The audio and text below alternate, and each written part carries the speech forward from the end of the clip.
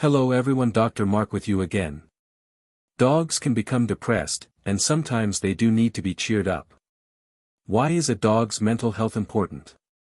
As we have learned from human medicine, depression can have some very serious side effects. A depressed dog is more likely to contract an illness, and sometimes, a dog will not be able to snap out of it or recover. Depression may be an everyday occurrence. For example, some dogs suffer from separation anxiety and get stressed and depressed every time they realize they are about to be alone. Or depression might happen only once in a while, like when something new upsets the routine, like if there's a new puppy in the house.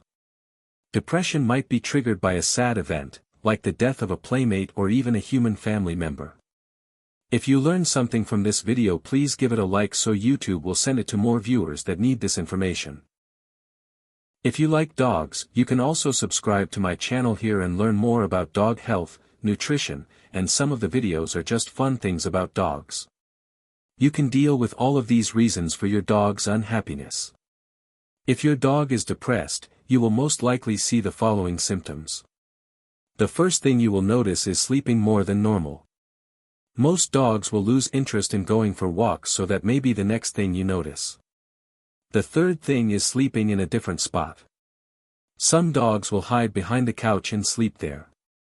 Some dogs lose interest in playing with a ball or toy. Some sad dogs eat less, or more, than normal. The last thing that we see is self-soothing, as some dogs practice excess grooming, chewing for fleas, or licking of paws. Is my dog sad? Or sick? Not all dogs that suffer from depression have a psychological cause for their problem.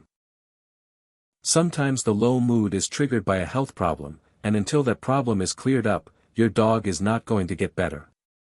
If your dog is showing clinical signs of depression, you should have him examined by your vet, who might want to do some blood work to make sure there are no internal organ problems. Since some of the symptoms of depression are so similar to arthritis, they may want to do X-rays. If all the tests come back normal, you need to find ways to cheer up your sad dog. The best ways to cheer up a sad or depressed dog. If the vet can't find any physical cause for the sadness, here are a few things you can do to try to cheer up your dog. An early walk is one of the best ways to cheer up your dog. If you can take your dog for a walk in the morning, when the sun is shining, it should help him throughout the day. If this is not something you normally do, set your alarm a half hour earlier in the morning. Your dog's well-being is worth losing a few minutes of sleep. The second method I usually recommend is just spending extra time with your dog. Spend extra time with your dog. As mentioned above, this time should really be spent walking outside, even if it is only at the usual time and area. Enjoying new experiences is another great method. Take your dog away to a new place. I do not only mean that you should take him for a ride in the car, but for a long walk in a new location, if you both can handle it. This is not always easy with a depressed dog, but if you give your dog distraction, plenty of exercise, and hopefully a big nap afterward, it might help. I worry about obesity with all of my patients, but treats can make a big difference with some sad dogs. Take some special treats with you when you go for a walk. When your dog is playing or acting normal, praise him lavishly and give him some of those treats. It is possible that your dog will associate acting normal, not depressed, with rewards. Using this same logic, you might not want to give him treats when he is acting depressed, since this might encourage the behavior you are trying to help. Some depressed dogs will respond to a new toy. As well as distracting him, a new toy might make your dog happy. This should be the kind of toy that you both will interact with. Another thing that might help is music. This is a controversial topic, and some behaviorists think playing music has no effect whatsoever on a dog. Maybe not, but it will not hurt. The last thing I usually suggest is a new friend. Dogs are social animals. If you are really not able to make time in your schedule, getting a new puppy or dog to keep him company might help.